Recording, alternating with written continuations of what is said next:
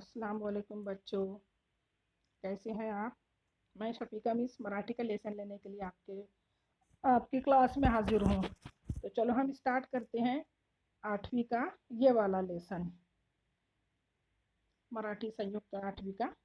विश्व विख्यात शास्त्रज्ञ स्टीफन हॉकिंग, इस सबक को हमको आज पढ़ना है बच्चों। और मैं पढ़ाऊँगी और आप लोग बहुत ही गौर से और ध्यान से सुनेंगे। इस सबक को हम लोगों को आज पढ़ना है। स्टीफन हॉकिंस जो एक मशहूर साइंसदान थे, इनके बारे में आज हमको पढ़ना है।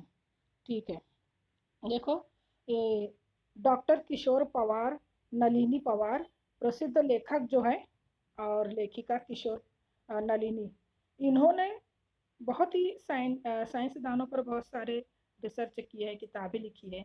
और उन्होंने ही इनके बारे में, स्टीफन हॉकिंस के बारे में लिखा है। और ये सबक के अंदर उन्होंने उनकी किस तरीके से उन्होंने अपने अपंगत्व पर, अपने विकलांगपने को मात करते हुए, अपनी माजूरी को मात करते हुए एक बहुत ही बड़ा कारनामा अंजाम दिया था। तो इसके बारे में हम लोग पढ़ेंगे। विश्व विख्यात का मतलब होता है पूरी दुनिया में मशहूर, जग प्रसिद्ध। और शास्त्रज्ञ मतलब वैज्ञानिक, वैज्ञानिक यानी के साइंसदान। दुनिया में, पूरी दुनिया में मशहूर साइंसदान है स्टीफन हॉकिंग। इसके बारे में हम लोगों को आज पढ़ना है। मैं पढ़ रही हूँ, बच्चों ध्यान दो। ही गोष्ट आहे आपल्या शारीरिक अपंगत्वावर मात करून वैज्ञानिक क्षेत्रात स्वतःच्या स्वतंत्र ठसा उमटवणाऱ्या दिव्यांग शास्त्रज्ञाची, हे दिव्यांग शास्त्रज्ञ म्हणजेच स्टीफन हॉकिंग। बच्चों, लेखक कह रहे हैं ये बात है अपने शरीर के अपंगत्व पर मात करने वाले, अपने जिस्म के माजूरी को हरा कर वैज्ञानिक क्षेत्रात, वैज्ञानिक मतलब साइंसी, साइंसी क्षेत्र में स्वतःचा स्वतंत्र ठसा, खुद का आजाद प्रभाव डालने वाला, खुद का सिक्का जमाने वाला, खुद के काम का सिक्का जमाने वाला दिव्यांग शास्त्रज्ञाची, एक अपंग, एक माजूर साइंसदान की ये कहानी है। हमको यही पढ़ना है। हे दिव्यांग शास्त्रज्ञ म्हणजेच, और ये अपंग साइंसदान, ये माजूर साइंसदान यानी स्टीफन हॉकिंग। तो ये जो बच्चों, इसके बारे में हमने आज ये पढ़ा इतना। अब आगे बढ़ते हैं। 8 जानेवारी 1942, 8 जानेवारी 1942 रोजी स्टीफन विल्यम हॉकिंग यांचा जन्म इंग्लंडमधील ऑक्सफोर्ड येथे झाला। 8 जनवरी 1942 को इनका जन्म कहाँ हुआ? इंग्लैंड के ऑक्सफोर्ड इस शहर में हुआ। बरतानिया का इंग्लैंड, वहाँ का ऑक्सफोर्ड जो एक शहर का नाम है, वहाँ पर इनका जन्म हुआ। लहानपणापासून त्यांना विज्ञान विषयाची विलक्षण आवड, बचपन ही से उनको विज्ञान, यानी के विज्ञान का मतलब होता है साइंस, साइंस के बारे में बहुत ही आवड, दिलचस्पी थी। रेडियोतून आवाज कसा येतो, घड़ियाल टिक टिक आवाज का करते, देखो क्या क्या उनको दिलचस्पी थी। वो हमेशा देखा करते थे रेडियोचा आवाज, रेडियो में से आवाज बाहर कैसे निकलती है, घड्याळाचे टिक टिक कसा आवाज करतो, घड़ी टिक टिक करके आवाज कैसे करती है, त्याबद्दल त्यांना कुतूहल वाटत असे। इस बारे में उनको बहुत ही जिज्ञासा हुआ करती थी, बहुत ही उत्सुकता, बहुत ही बेचैनी रहती थी। त्यामागील कारण शोधण्याचा ते प्रयत्न करत, और उसके पीछे क्या वजह है कि रेडियो में से आवाज कैसे निकलती है, घड़ी टिक टिक कैसे करती है, इसके पीछे वजह क्या है, कारण यानी वजह, वजह ढूंढने की कोशिश किया करते थे। गणित आणि भौतिक शास्त्र हे विषय त्यांना मनापासून आवडत। और गणित, गणित मतलब हिसाब, रियाजी, भौतिक शास्त्र मतलब फिजिक्स, इसमें उनको बहुत दिलचस्पी थी। अभ्यासाबरोबरच फुर्सतीच्या वेळात बोटी भलवण्याचा त्यांना छंद होता। और जब वो पढ़ाई करके थोड़ी सी फुर्सत पाते थे, फुर्सतीच्या वेळात मतलब बहुत, जब तुमको पढ़ने के साथ साथ थोड़ी सी फुर्सत मिलती थी पढ़ने के बाद, अभ्यास के बाद, तो वो बोट चलाया करते थे, यानी कि नाव भी चलाया करते थे। ये उनका हॉबी, छंद, ये शौक था उनका। वल्हवणे यानी होड़ी चालवणे, बोटी मतलब होड़ी, होड़ी मतलब नाव। आगे बढ़ते हैं बच्चों। तो इस तरीके से उनको बहुत दिलचस्पी थी कोई नई चीज को खोजने की। शास्त्रज्ञ होण्याचे स्वप्न उराशी बाळगून त्यांनी ऑक्सफोर्ड विद्यापीठातील युनिव्हर्सिटी कॉलेजमध्ये प्रवेश घेतला। अब शास्त्रज्ञ होना था उनको। शास्त्रज्ञ मतलब वैज्ञानिक, वैज्ञानिक मतलब साइंसदां। उनको साइंसदां बनना था, ये उनका स्वप्न था, ये उनका ख्वाब था। यही दिमाग, ये उराशी बाळगून, यही अपने मन में लेकर त्यांनी ऑक्सफोर्ड विद्यापीठात, ऑक्सफोर्ड की यूनिवर्सिटी में उन्होंने कॉलेज में दाखला लिया। प्रवेश घेतने मतलब दाखला लेना। पुढे पीएचडी करण्यासाठी उन्होंने कॉलेज पढ़ा, उसके बाद पीएचडी करना था उनको। पीएचडी मतलब डॉक्टरेट की डिग्री लेना था, कोई एक सब्जेक्ट में मास्टर बनना पूरी तरह, उसको पीएचडी कहते हैं। तो पीएचडी करण्यासाठी त्यांना कैम्ब्रिज विद्यापीठाची शिष्यवृत्ती मिळाली। उनको शिष्यवृत्ती भी मिली आगे पीएचडी करने के लिए, क्योंकि बहुत होशियार थे वो। और शिष्यवृत्ति का मतलब क्या होता है? स्कॉलरशिप। यानी उनको कुछ लगा नहीं, बल्कि सब गवर्नमेंट ने उनका पूरा खर्चा किया, उस पर उनका खर्चा पूरा गवर्नमेंट ने उठाया। इस तरीके से उनको पीएचडी करने में उनको शिष्यवृत्ती मिली, स्कॉलरशिप मिली। वो त्याच विद्यापीठात और उसी यूनिवर्सिटी में, विद्यापीठ का मतलब होता है यूनिवर्सिटी, त्यांचे संशोधन शुरू झाले। उसी विद्यापीठ में उनका रिसर्च शुरू हुआ। संशोधन मतलब शोध कार्य, ढूंढना, रिसर्च करना। उन्होंने रिसर्च का काम शुरू किया आणि अचानक विलक्षण अशा दुःखद अनुभवाला त्यांना सामोरे जावे लागले। अभी वो संशोधन कार्य कर रहे थे, उनको वो कुछ रिसर्च कर रहे थे किसी चीज़ पर, कि अचानक एक अनुभव, एक तजुर्बा उनके दिमाग आया, उनके साथ तजुर्बा हो गया। एक दुखद यानी एक दुख की घटना उनके साथ घट गई, दुखी वाक्य हो गया उनके साथ। त्यांना सामोरे जावे लागले मतलब उनको उनका सामना करना पड़ा, उस दुख का सामना करना पड़ा। आपल्या बुटांची लेस बांधताना एक दिन अपने बूट यानी जूता, जूते की लेस बांधते हुए, डोरी बांधते हुए आपल्या बोटांची हालचाल व्यवस्थित होत नाही हे त्यांच्या लक्षात आले। क्या ध्यान में आया? उनका लक्ष्य मतलब ध्यान, उनके ध्यान में आया कि मैं जो बूट बांध रहा हूँ, उसकी डोर जो बांध रहा हूँ, तो बांधते वक्त मेरी उंगलियां हिल नहीं रही, बोटांची हालचाल व्यवस्थित होत नाही, मेरी उंगलियां हिल क्यों नहीं रही है, हे त्यांच्या लक्षात आले, ये उनके ध्यान में आया।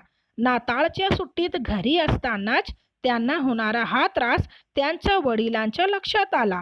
जब वो नाताल की छुट्टियों में, मतलब नाताल की, क्रिसमस की छुट्टियों में जब घर पर आए, वो हॉस्टल वगैरह में रहते होंगे, तो ये जो उनको जो तकलीफ हो रही थी हाथ की, ये उनके पिताजी, उनके अब्बा के ध्यान में आया। उन्होंने देखा, अनेक शारीरिक तपासण्यानंतर, फिर उनके जिस्म की पूरी तपासणी मतलब चेकअप हुआ पूरा जिस्म, और चेकअप करने के बाद त्यांच्या मोटार न्यूरॉन या रोगाचे निदान झाले। तो क्या समझ में आया कि उनको मोटार न्यूरॉन या ये रोग लग गया है, ये बीमारी उनको लग गई है। अशक्तपणा, कमजोरी, अडखळत बोलणे, अटक अटक कर बोलना, अन्न गिळताना होणारा त्रास, अन्न मतलब अनाज, गिळणे मतलब निगलना, अन्न गिळताना होणारा त्रास, अनाज निगलते वक्त उसको तकलीफ होने लगी उनको, या रोगाची प्रारंभिक लक्षणे। और ये इसका स्टार्टिंग की लक्षणे का मतलब होता है निशानियां, लक्षणे मतलब निशानियां, मराठी में बनते हैं खुणा। तो ये तमाम निशानियां थी कि ये रोग मतलब बीमारी, ये बीमारी की स्टार्टिंग के ये इस तरीके से सिम्टम थे, ये निशानियां थी कि क्या क्या होता है मोटार न्यूरॉन इस रोग में। तो सबसे पहले अनाज निगलते वक्त तकलीफ होती है, अटक अटक कर बोले जाता है, कमजोरी फील होती है, ये तमाम चीजें उनको महसूस होने लगी। हळूहळू स्नायूवरील नियंत्रण कमी होऊ लागले, वो जिस धीरे धीरे उनको कोई भी चीज पर कंट्रोल कम होने लगा, कोई चीज पकड़ने जाते तो पकड़ नहीं पाते थे। या रोगात चालणे बोलणे बंद होते आणि सर्वात वेदनादायक म्हणजे आपल्या श्वासोच्छवासासाठी उपयुक्त असलेले स्नायूही दुर्बळ होतात। देखो क्या बताया और लेखक ने, इस रोग में, इस बीमारी में सबसे पहले तो हमारे हाथ पांव की में जान नहीं रह पाती, एकदम सुन्न हो जाता है, लूज हो जाता है, चलना फिरना सब बंद हो जाता है, बोलना भी बंद हो जाता है, और सबसे बढ़कर ये कि सांस लेने में तकलीफ होने लगती है। श्वासोच्छ्वासासाठी, सांस छोड़ना, सांस लेना, अमल तनफ्फुस जिसको कहते हैं, श्वास घेने सोड़ने, इस चीज में उनको तकलीफ होने लगी।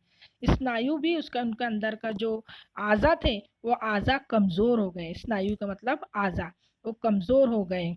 इस तरीके से वो एकदम माजूर हो गए, चलने फिरने में तकलीफ होने लगी, वो उनको किसी चीज की सहारे की जरूरत पड़ने लगी और वो कमजोर होते चले गए।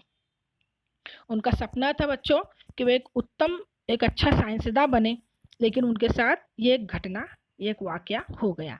आपले मरण पाहिले म्या टोळा, अशा स्थितीत प्रारंभीच्या काळात विलक्षण निराशा।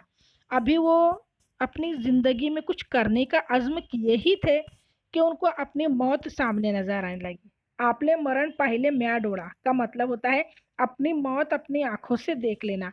ऐसी हालत में वो आ गए, बिल्कुल विलक्षण, एकदम निराशा, नाउम्मीदी हो गई उनको, बेचैनी, अस्वस्थता। हॉकिंग यानी अनुभवली, हॉकिंग ने यही चीजें महसूस की, इन्हीं चीजों का तजुर्बा हुआ उनको जब उनको बीमारी लगी। उस वक्त एक नाउम्मीदी आ गई कि अब तो मैं कुछ कर ही नहीं सकता। आपल्याच वाट्याला हे दुखणे का, अपने ही हिस्से में ये दुखाना था। हा विचार त्यांना अस्वस्थ करून गेला, ये सोच उनको बेचैन कर गई। अस्वस्थ करून गेला मतलब बेचैन कर गई ये सोच।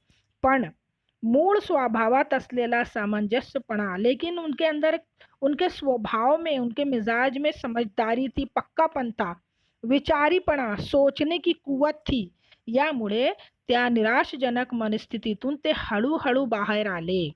लेकिन उनके अंदर एक कुवत थी, समझदारी से काम लेने का, दूर तक सोचने का, एक आत्मविश्वास था उनके अंदर। और यही सोच, इसकी उनकी हालत, मन की हालत ऐसी ही थी, उनका ये मिजाज था, इसीलिए इसी मिजाज के थ्रू वो धीरे धीरे उस सोच से, नाउम्मीदी की उस सोच से बाहर आए।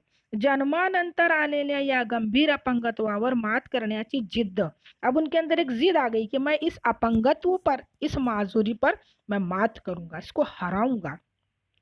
त्यांच्यात निर्माण झाली, ऐसे ही जिद उनमें पैदा हो गई कि अब मैं इस अपंगत्व को तो मात कर दूंगा। या गंभीर परिस्थितीतून बाहेर पडण्याचे अनेक मार्ग त्यांनी अवलंबले और उन्हें बहुत सारे रास्ते अपनाए इस ऐसी गंभीर हालत से, ऐसी खराब हालत से बाहेर निकलने की। असाध्य रोगामुळे चाकाची खुर्ची त्यांची साथीदार बनली। अब ऐसे रोग की वजह से उनकी ये साथीदार बन गई, चाकाची खुर्ची। कायम वो चाक की कुर्सी पर चलने लगे, व्हील चेयर उनकी साथीदार बन गई। विद्यापीठाने त्यांना विविध सुविधा पुरवल्या, लेकिन चूंकि वो होशियार थे और बहुत ही ज़हीन थे और कुछ करने का अज़्म रखते थे, इसीलिए विद्यापीठ मतलब यूनिवर्सिटी, यूनिवर्सिटी ने उनको बहुत सारी सहूलतें दी, लेकिन उनकी ज़िंदगी की साथी क्या बन गई? Wheel chair. डॉक्टरेट पूर्ण झाल्यावर 1966 साली, डॉक्टरेट मतलब पीएचडी, पीएचडी की डिग्री पा लेने के बाद 1966 में त्यांच्या एका शोध निबंधाला एडम्स प्राइज मिळाले। उनको, उन्होंने एक निबंध लिखा और उस निबंध को, एक मजमून लिखा उन्होंने, रिसर्च पर मजमून लिखा था, और उस पर उनको इनाम मिला, एडम्स प्राइज, ये प्राइज का नाम है, ये मिला। कैम्ब्रिज मधील इंस्टीट्यूट ऑफ एस्ट्रोनॉमी, और कैम्ब्रिज में, कैम्ब्रिज शहर में इंस्टीट्यूट ऑफ एस्ट्रोनॉमी, एस्ट्रोनॉमी की इंस्टीट्यूट में, एस्ट्रोनॉमी देखो बच्चों, वो खलाई काम, खलाई जो इल्म फल्कियात जिसको कहते हैं, आसमान की जानकारी, तारों सितारों सैयारों की मालूमात जिसमें मिलती है, उसकी इंस्टीट्यूट चलती है, वहाँ पर यही तमाम चीज़ें पढ़ाया जाता है, इसके बारे में मालूमात सब दी जाती है। तो कैम्ब्रिज में यही एक इंस्टीट्यूट थी जहाँ पर इस संस्थे में, मतलब इस अदारे में काम करण्यासाठी त्यांना निमंत्रण केले गेले। देखो बिल्कुल अपाहिज के जैसे थे, फिर भी उस इंस्टीट्यूट ने उनको आमंत्रित किया। निमंत्रित करना मतलब दावत देना, मतलब बुलाना कि तुम हमारे यहाँ आकर काम करो। A brief history of time हे त्यांनी लिहिलेले प्रचंड लोकप्रिय पुस्तक, और उन्होंने जो एक पुस्तक लिखी, नाम क्या था? अ ब्रीफ हिस्ट्री ऑफ टाइम। ये किताब है उनकी, अ ब्रीफ हिस्ट्री ऑफ टाइम, ये किताब उन्होंने लिखी वहाँ पर रहते हुए उन्होंने। और जो प्रचंड लोकप्रिय और बहुत ही लोकप्रिय हुआ, मतलब बहुत मशहूर हुई ये किताब।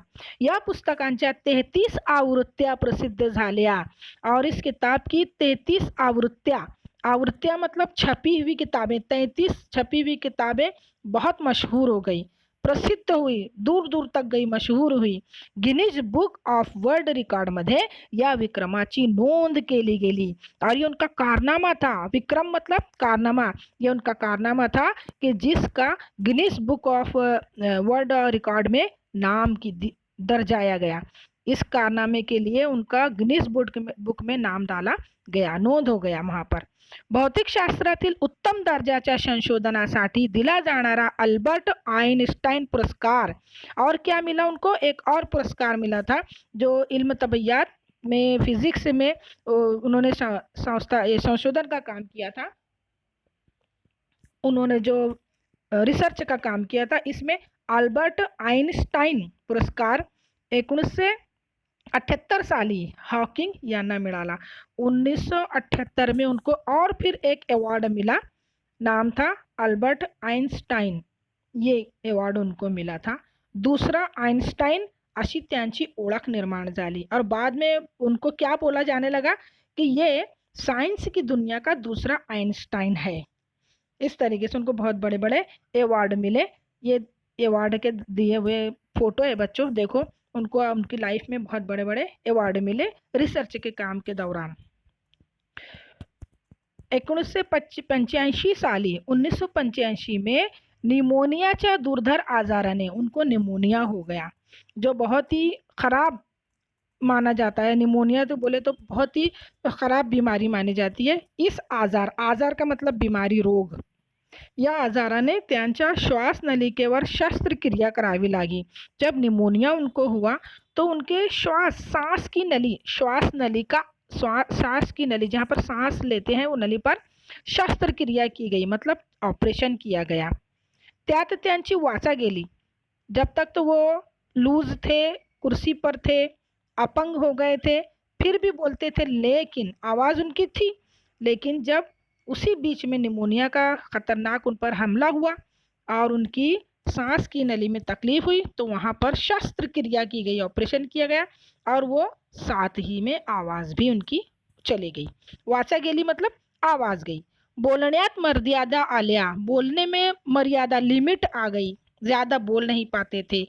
तब भी अखंडपणे वैज्ञानिक संशोधनात ते व्यस्त राहिले। पूरी तरह, अखंडपणे मतलब संपूर्णपणे, पूरी तरह वो संशोधन के काम में व्यस्त हो गए, बिजी हो गए। रिसर्च का काम उन्होंने छोड़ा नहीं, साइंस का रिसर्च, वैज्ञानिक संशोधन, साइंस के रिसर्च में वो पेश ही रहे। त्यांचा 1960वा वाढदिवस, 59वा वाढदिवस यानी 59वा जन्मदिन त्यांनी भारतातील टाटा मूलभूत संशोधन संस्थेत साजरा केला। जब वो 59 साल के थे तो वो जन्मदिन इत्तेफाक से उनका भारत में मनाया गया। भारत में कहाँ? टाटा मूलभूत संशोधन, यहाँ टाटा एक कंपनी है, वो टाटा कंपनी में, संस्थे में, उस अदारे में उनका जो जन्मदिन था, बर्थडे, वो मना गया। विश्वाच्या स्वामी म्हणून प्रसार माध्यमांनी त्यांची विशेष दखल घेतली और वो विश्वाच्या स्वामी मतलब उनको बोला गया विश्व का स्वामी, मतलब पूरी दुनिया की जानकारी रखने वाला, ये उनको इस नाम से जाना गया हमारे यहाँ प्रसार माध्यमों ने। प्रसार माध्यम मतलब वर्तमान पत्र ने, अखबार वालों ने, अखबार चलाने वाले जो, या मीडिया वाले, इन्होंने उनको विश्वाच्या स्वामी इस तरीके से बुलाया और वो पूरे विश्व में मशहूर थे, यानी पूरी दुनिया में वो मशहूर थे। इस तरीके से उन्होंने बच्चों अपनी कारकिर्दगी से पूरा काम उन्होंने किया। प्रचंड आत्मविश्वास, उनके अंदर बहुत आत्मविश्वास था, खुद एतमादी, विलक्षण जिद, बहुत ज़्यादा जिद थी कोई भी काम करने की। अनोखी दिनचर्या, अनोखा उनका दिनचर्या था। दैनंदिनीची काम मतलब रोजमर्रा के काम करने का उनका अनोखा जज्बा था। विनोद बुद्धीचा असा असाधारण पैलू, और विनोद बुद्धि विनोद बुद्धि का मतलब होता है हंसमुख हंसनारा। एक उनका अलग पहलू था, एक उनका अलग बाजू था, उनकी विशेषता थी, खासियत थी कि वो थोड़ा हंसमुख भी थे और बहुत ही असाधारण गैर मामूली थे। या शास्त्रज्ञाचे अनोखे गुण विशेष, इस साइंसदा का सब अनोखा गुण विशेष था, उनके अंदर खूबियां थी। प्रतिकूल परिस्थितीवर जिद्दीने मात करणारा और खराब हालत में भी अपने जिद पर आकर काम करने वाला, विज्ञानाच्या क्षितिजावर और साइंस के उफक पर, विज्ञानाच्या क्षितिज मतलब साइंस के उफक पर तड़पणारा, चमकने वाला दिव्यांग तारा, एक माजूर तारा था वो। दिव्यांग मतलब अपंग तारा था, म्हणजे स्टीफन हॉकिंग होय। यानी उनको आसमान पर तड़पने वाला चमकने वाला तारा बोला गया है कि अपने पूरे अपंगत्व को मात देकर उसने पूरी दुनिया के लिए इतना बड़ा काम किया। तो बच्चों, इस तरीके से हमने देखा कि स्टीफन हॉकिंस ने अपने लाइफ में अपनी माजूरियत को उसने कोई भी अहमियत नहीं देते हुए उस पर उसने मात की और बस बड़े बड़े काम किए। बच्चों, तुमको पता है कि जो आसमान पर जो ब्लैक होल का जो थ्योरी थी, ये किसने दिया? ब्लैक होल की थ्योरी भी स्टीफन हॉकिंस ने ही दिया है बच्चों। ब्लैक होल का मतलब पता है तुमको? ऐसा एक माना जाता है कि आसमान पर एक ऐसा खला है, एक ऐसा अंधेरा खला है कि जहाँ पर अगर कोई आसमान की तमाम बहुत सारी चीज़ें, जो गैर ज़रूरी पत्थर वगैरह जो होते हैं, या कभी कोई स्पेस जहाज़ कभी वहाँ पर आके चले गई उस ब्लैक होल के करीब, तो वो भी वहाँ पर खींच कर अंदर कहीं चला जाएगा। बहुत सारी चीज़ें वहाँ खींचती हुई महसूस होती है ब्लैक होल में।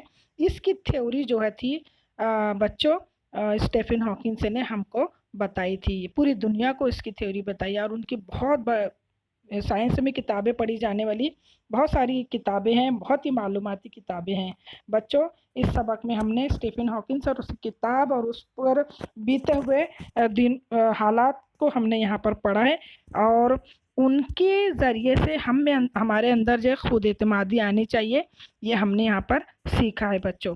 तो बच्चों, इस तरीके से इस सबक को हम यहाँ पर आज ख़त्म किए हैं, और उम्मीद करती हूँ ये सबक तुमको समझेगा। इसकी एक्टिविटी मैं ग्रुप पर डाल दूँगी, ठीक है?